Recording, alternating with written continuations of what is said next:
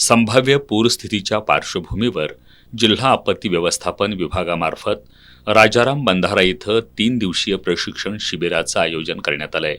आज जिल्हाधिकारी डॉक्टर विजय राठोड यांनी आपत्कालीन परिस्थिती निर्माण झाल्यास यंत्रणा सज्ज असावी या उद्देशानं आज साहित्य आणि प्रात्यक्षिकांची पाहणी केली। सुरुवातीला जिल्हाधिकाऱ्यांनी या प्रशिक्षणामध्ये सामील झालेल्या आपदा मित्र आणि आपदा सखींची आस्थापूर्वक चौकशी करून त्यांना आपत्कालीन परिस्थितीमध्ये येणाऱ्या अडचणी जाणून घेतल्या।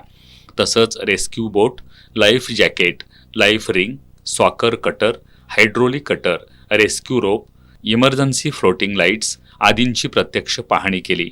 संभाव्य आपत्कालीन परिस्थितीचा सामना करण्यासाठी जिल्हा प्रशासन पूर्णपणे सज्ज असल्याची ग्वाही जिल्हाधिकाऱ्यांनी दिली।